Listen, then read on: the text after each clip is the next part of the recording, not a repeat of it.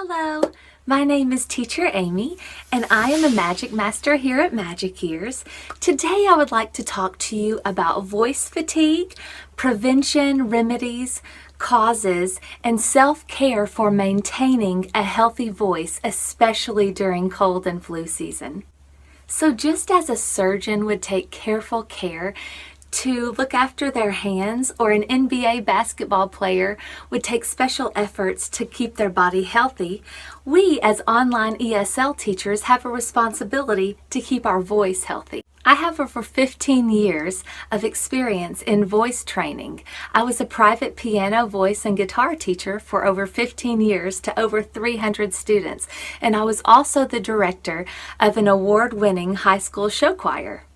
Many of the vocal techniques that I used in my voice training I have also applied here at Magic Ears, and I'm going to share them with you today. Many ESL teachers wake up at early hours of the morning, and sometimes they may find that their voice is a little bit tired and scratchy, and there actually is a reason for this. Believe it or not, it's actually recommended that before you even talk or use your vocal cords for the day, that you are in an upright position for 30 to 45 minutes. The reason behind this is because when you're sleeping at night, flat on your back or even on your side, mucus will rest on your vocal cords. And even if you're not sick or congested, this 30 to 45 minutes allows the mucus to drain off of your vocal cords. And whenever there's mucus on your vocal cords, it actually causes a lot more strain on them whenever you're teaching. Just as a runner or an athlete would stretch their muscles before they would run a race or play a sports game, we, as teachers who use our voice during class, should also warm our vocal cords up before we start teaching. I'm going to give you a few exercises at the beginning of this video so that you can do in the mornings while you're waiting for your students to enter class at the 10-minute mark, or even in between classes. And then at the very end of the video, I'm going to do a full video about vocal exercises, breathing techniques, and warm-ups for your voice. The first warm-up exercise I'm going to show you is what I call the bubble, and it kind of imitates a car sound. So what you're going to do is you're going to put your lips together and you're going to make this noise. And if you have some sleeping kiddos, you can actually do this without making the humming noise with it. However, it is best if you can go like you're going on a roller coaster, up and down and up and down. So I'll give you an example.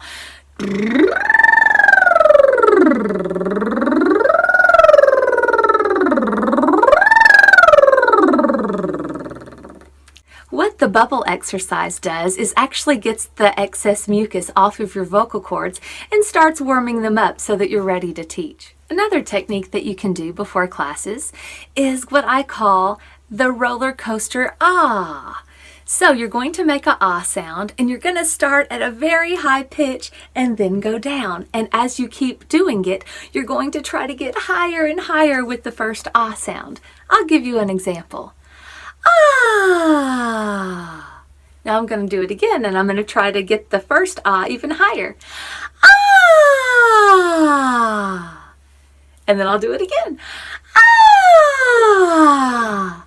Now, this exercise may be a little hard for you to do, especially if you have some sleeping kiddos in the room next door to you. So if you can't do this one, the bubble is the best warm-up exercise that you can do. And also, when you do the bubble exercise, you can hum any song that you want. You could do the ABCs.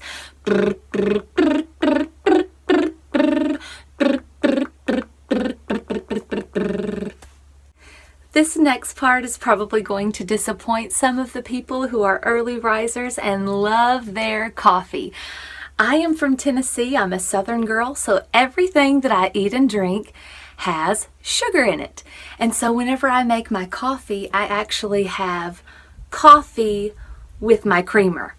I have so many different kinds of creamer and half and half, but actually dairy and milk coat your throat in a negative way and actually puts a little bit more strain on your vocal cords.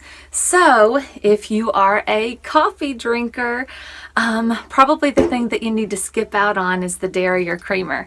That's not going to excite anybody who drinks coffee with creamer. However, if you're like me and you like your coffee sweet, try substituting it with honey or with agave. This is actually, you don't have to have a lot, and it actually will sweeten your coffee and you'll like it a lot better. I'm not sure how many of you actually drink this in the mornings, but this may come as a surprise to some. If you actually like to drink orange juice or lemonade, you probably need to cut that out because it has a lot of acid in it, and drinks that are acidic can actually irritate your throat, and those are not good whenever you're teaching classes. My best advice for drinking things during classes or in between classes is obviously water. Here at Magic Ears, we are allowed to have clear glasses of water if we have to take a drink during class to clear our throat or to moisten it and hydrate it. One thing that I do, because I teach so many classes back to back, is I have my clear glass of water in case I start coughing in the middle of class or my throat gets super dry and I have to drink water. I have my clear cup, but usually in between classes as I'm drinking it, I run out. So something you may think about is to get a pitcher full of water and refill your clear glass in between classes whenever it gets empty. Another great liquid for your voice is tea. Peppermint tea, chamomile tea, licorice tea, those are all wonderful.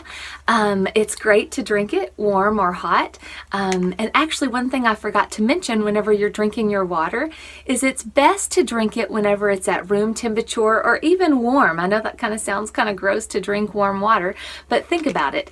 If you go outside and it's freezing cold outside, your muscles are automatically going to tense up. So same thing happens whenever you drink a glass of cold water, or especially ice cold water. Your vocal cords tense up. So that's the reason why you should drink lukewarm or warm water. So if you are anything like me, my stomach starts to growl in the middle of classes. I get hungry sitting there teaching classes. So in between classes, I will have a snack. But one thing to know is that there are certain foods that actually irritate your voice and can irritate your vocal cords and actually cause you to cough even an hour or so after you've eaten them. One of the things that you don't think about is peanuts. Any type of nuts, those are a no-no whenever you're teaching. Also whenever you're singing. And crackers, those are things that you don't want to eat while you are teaching classes. Hard cookies or things like that, those can also cause irritation. And something you might not think about, oranges. Those have a lot of acid in there. They're very acidic and can cause irritation on your vocal cords. And also toast. However, there are some things that would be acceptable to eat during classes, and it's not very appetizing, but soft bread, that's something that you could kind of just eat in between class that might just fill you up just for a second. Or soft oatmeal. That's not going to be super appetizing for some people if it's not warm, and I'm sure after 25 minutes of teaching a class it's going to be cold, but that's an option. A really great option is an apple or particularly a banana, because bananas are soft foods. Something else that I like to do in between classes, if my voice and my throat is really dry, it's a quick remedy because it gives you immediate results, is chewing gum. I don't chew it whenever I'm in class, but in between classes I recommend doing this if you have a really dry throat. And something else that you can use is honey. I've mentioned that before, and actually they have these really cool things. I don't know if they sell them at department stores, but any health food store is going to have little straws of honey, and some of them are flavored, but those are something that's really good to soothe a dry throat. Something that I really recommend, especially if you are using it as a replacement for some of your candles or air fresheners that you plug into the wall is essential oils. Whenever I have a cold or I'm feeling like I'm getting something going on with my respiratory system, I really, really recommend using eucalyptus and peppermint and lavender and lemon essential oils. Those are great if you have a diffuser. And my diffusers, I actually have one in my office, and it makes no noise, so you don't have to worry about it coming through during your classroom. And if you are in like a closet and it doesn't happen to have any wall plugs in it, you can actually find these where they have a USB plug where you can actually plug them into your computer. So that is something that I recommend. And whenever you use the eucalyptus and the peppermint in there, it actually really opens up your nasal passage. And that's something that is great for respiratory issues that you have going on. And if you happen to have these little wax warmers or the wall plug-ins, you can actually replace the wax melts with essential oil drops and just a little bit of coconut oil. This is liquid coconut oil that I got from Dietary.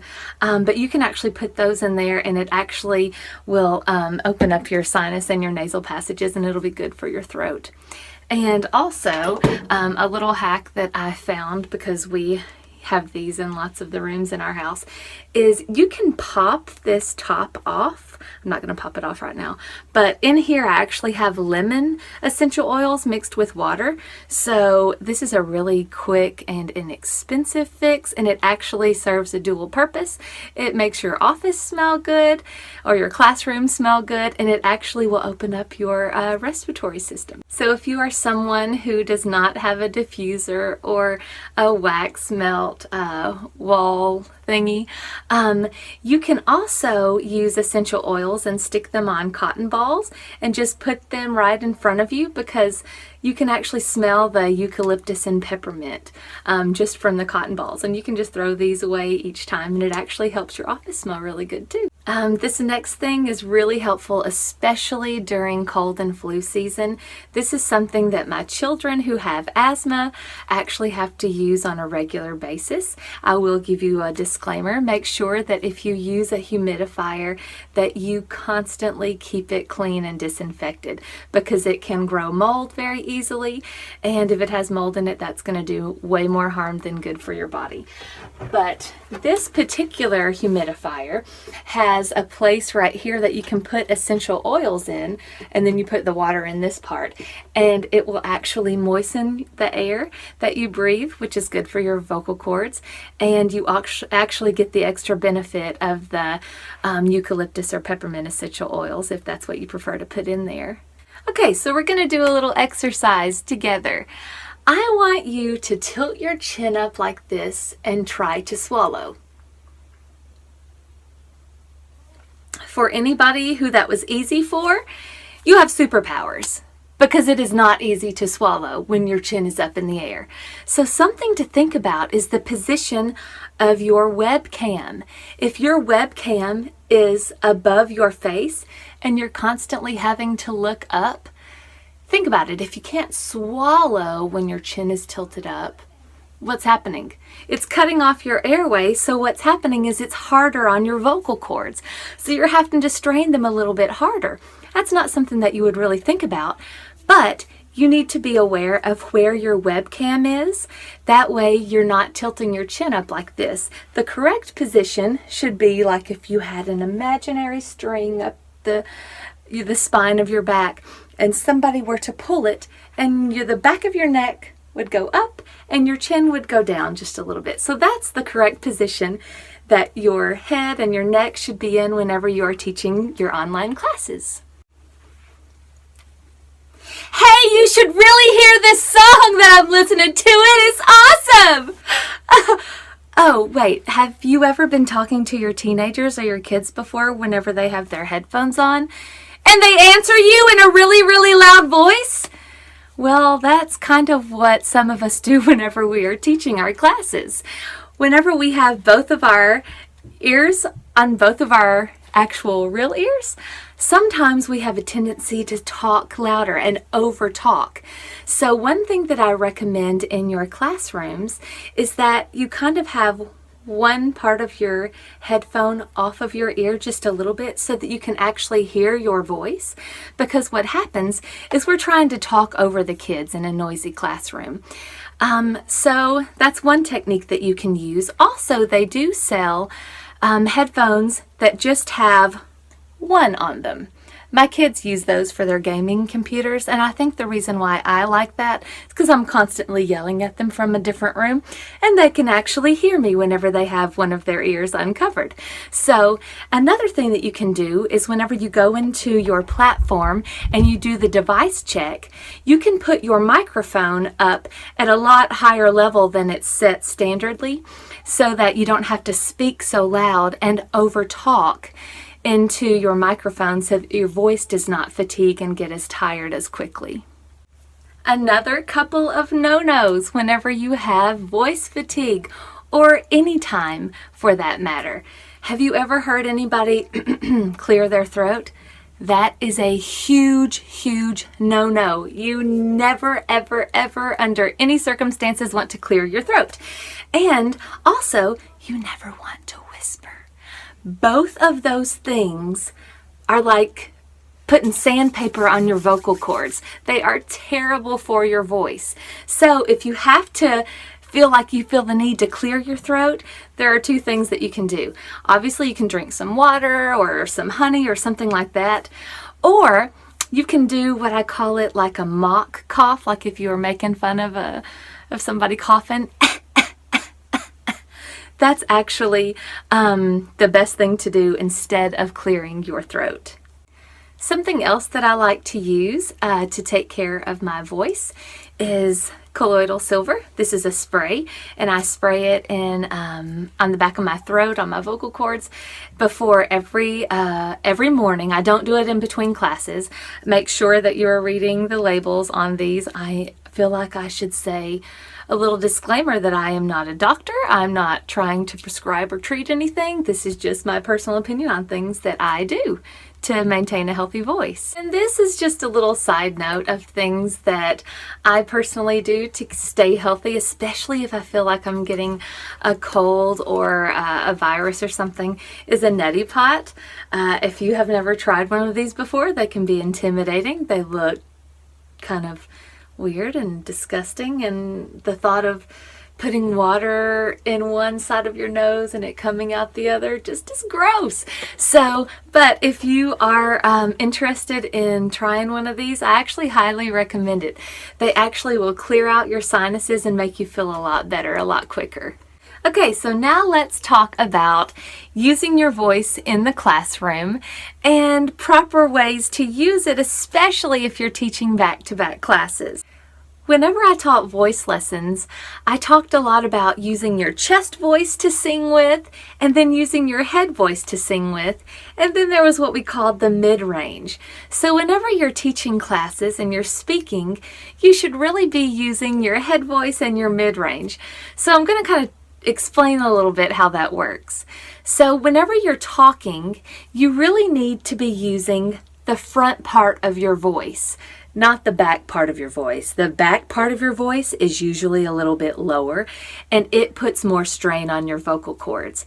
So really, whenever you're teaching at Magic Ears, you should be excited, and most of the time, you probably are using the higher part of your voice. So I'm going to show you a little technique that I use to make sure that you are actually talking with your head voice or your mid-range. If you take a pencil and you put it kind of at the crease of your mouth, put it in front of you, and when you're talking, think about all of the air that's coming out of your mouth going up and over the pencil. And another thing that I had a choir teacher in college. I was in a girls' choir for one of my classes one semester, and we had to sing this song, and there were about 50 of us in the choir, and it hit this really high note. So if you know anything about music, 50 girls trying to hit a super high note all on the correct pitch, you would know that that is almost impossible. So my choir director would do this. And we knew what that meant. That meant that we squeezed our buns together. Nobody knew because we were facing the audience. So when she did this, we knew that that gave us a little bit more energy to sing the higher notes, and also raising your eyebrows. So if you're ever struggling with needing to have more energy, you know what this means. But you don't have to, obviously tell anybody that. Nobody's gonna notice that you're even doing that in the middle of classes. But one thing also is to raise your eyebrows and make sure that the back part of your neck is pulled up whenever you are talking in classes. Your posture and how you hold your diaphragm up also has a lot to do with putting strain on your vocal cords. Most people, especially mothers telling their daughters whenever they were younger, was shoulders back and chest out. That's not exactly comfortable, and it actually puts a strain on your whole body. So I have this technique that's called the Ride Your Harley technique. So basically, you're going to pretend like you are riding your Harley. So basically what that means is you're almost in a slouching position. And because we don't really stand with our profile view ever on Magic Ears, nobody's going to know that you're kind of in a slouching, relaxed position. But by riding your Harley, it kind of relaxes your muscles and it makes it easier on your voice whenever you are speaking in classes. If you notice, the new alphabet lessons at Magic Ears have changed a little bit, and I think for the better. Whenever they're introducing the letters for the lesson, they actually kind of sing them on the audio button. So this is a perfect time to practice using your head and your mid-range voice, especially if you're one of the teachers who likes to sing anyways on the alphabet lessons. So I hope that this video has given you at least a few tips that you can use in your classroom on helping to maintain a healthy voice. Don't forget, most importantly, rest your body, rest your voice when it's tired, and remember to hydrate your body all day long. So now I'm going to give you a few vocal exercises, vocal warm-ups, and breathing techniques that you can do with me. I'm going to demonstrate, and then you can try it in the privacy of your own home. And I hope that it kind of gives you a little bit of confidence so that you will be able to maintain a healthy voice and not have so much voice fatigue while you're teaching your classes. Okay, so we are going to do a vocal exercise warm-up. This is a great warm-up to do, especially whenever you have first woken up in the morning. It is preferable that you do it after you have been upright for at least 30 minutes so that the mucus can drain off of your vocal cords after being asleep all night. Even if you're not sick, you still have mucus that sits on your vocal cords, which will cause lots of strain on it whenever you are teaching your classes. So this is called the bubble. I'm going to demonstrate, and then you can try it at home. It's really hard to do that if you're smiling. So if you can't figure out how to do it, try doing it whenever you're not smiling. Okay, all right, so now we are going to do it kind of humming to the ABCs. You can hum it to any song in the mornings. This is a great exercise to do during your first 10-minute class while you're waiting on your students to enter the classroom. So we'll try to do it a little bit with the ABCs.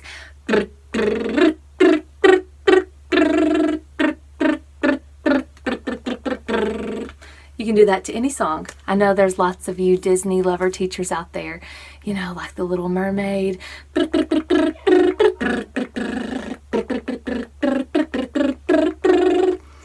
Just kidding. So now we're going to do a 5-note scale.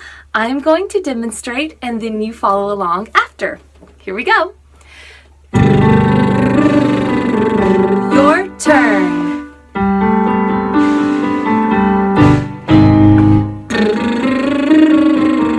Your turn.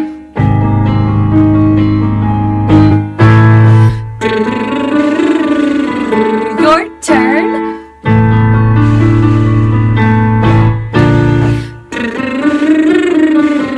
Your turn.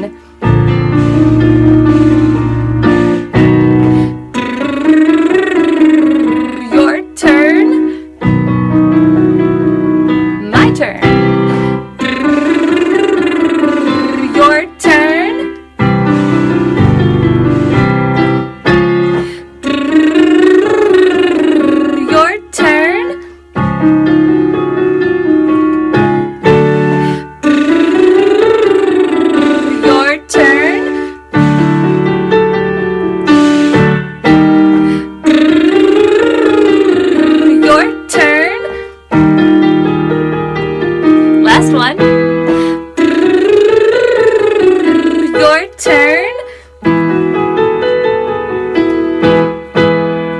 And you can keep going up and up and up and up. This next vocal warm-up is called the ah. We are going to have the ah sound starting high and then going low and then get higher and go low and then get even higher and go low. So I'm going to demonstrate. Ah. Your turn. Now we're going to go even higher. Ah. Your turn. Now even higher. Ah. Ah.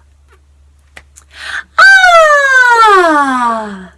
I'm sure your spouses and children are wondering what in the world you are doing right now. But that's okay, because this also is going to get the mucus off of your vocal cords and start getting them to warm up. Now we are going to do an in sound into the ah sound with the 5-note scale. So if any of you are musical out there, you're probably wondering, I'm starting a little bit lower in case some of the teachers can't sing very high. So we're just going to do it in a medium range. So it starts with an and goes into a ah. I will demonstrate and then you can do it in the privacy of your own home. Here we go. Na, your turn.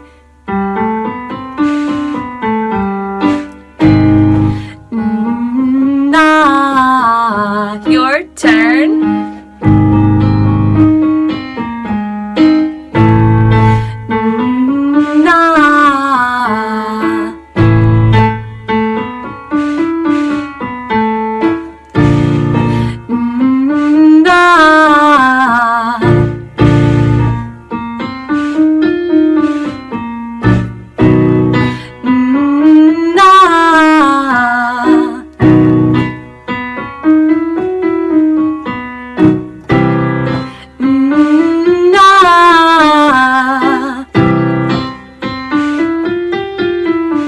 One more. Na.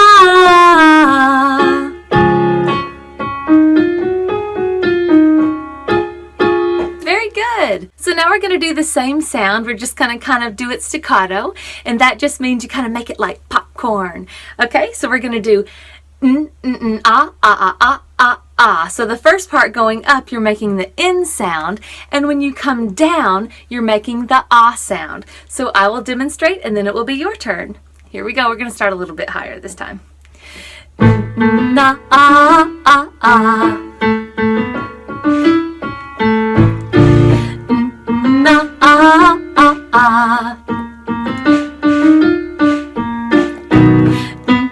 Na, ah, ah, ah. Na, ah, ah, ah. Na, ah, ah, ah. Last one. Na, ah, ah, ah. Very good. So the next thing that we are going to talk about, whenever you're talking in your classroom, remember to raise your eyebrows and kind of talk in the high part of your voice. That's going to put less strain on your vocal cords. So I'm going to kind of demonstrate through a song, and if you notice, I'm raising my eyebrows and I'm singing in kind of a high, merry type voice, okay? And I think that you'll recognize this song from The Little Mermaid. I want to be where the people are. I want to see them dancing. If you notice, I keep my eyebrows up, and there's a little trick that I learned in college from my choir professor. Whenever she would do this, it meant squeeze your buns together, and it gives you a little bit more energy. So whenever you're having a day where you're just a little bit tired, if you will raise your eyebrows and kind of squeeze your buns together, because nobody's going to know that you're doing it, it'll give you a little bit more energy with your voice. This next video just kind of stretches your voice out. I will demonstrate. We'll do it on different sounds, and then you repeat after me. Ah.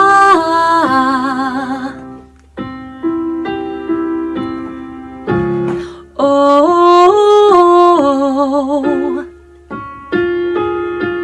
E, E,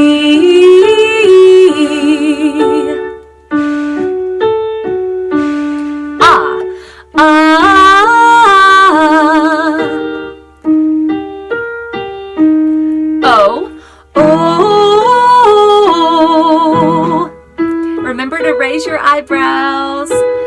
E. Last one. Ah.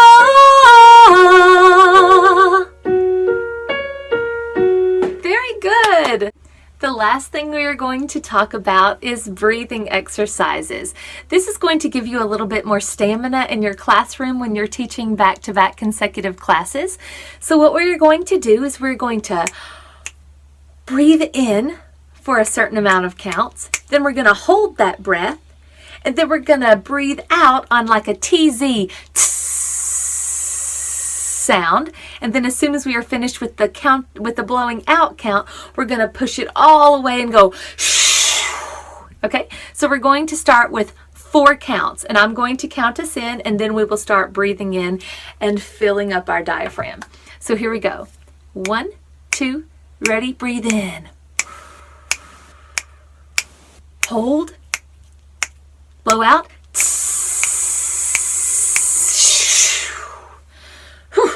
Okay, that should make you a little bit lightheaded. If it does make you lightheaded, you should probably sit down. So let's do it again, doing 5 counts. I'm going to count us in. We are going to fill ourselves up with 5 counts, hold it for 5 counts, push out on that tss, and then at the end of the 5 counts, blow it all away with the shoo. Okay, so here we go. We're going to breathe in, hold it, breathe out, and then shoo. Okay, here we go. 1, 2, ready, and.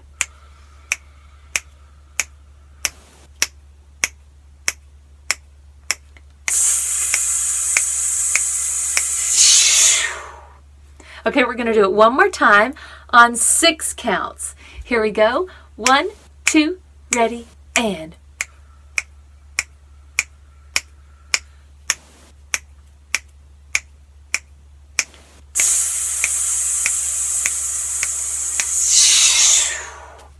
So you can keep doing that and keep doing it, I would say probably up to no more than 10 counts. Otherwise, you may pass out on the floor, and I don't want to be responsible for that. So, all right, guys, I hope that that has given you a little bit of some things that you can do for your vocal exercises, vocal warm-ups, so that you can have a healthy voice while you're teaching. Thanks again for watching. Have a great day.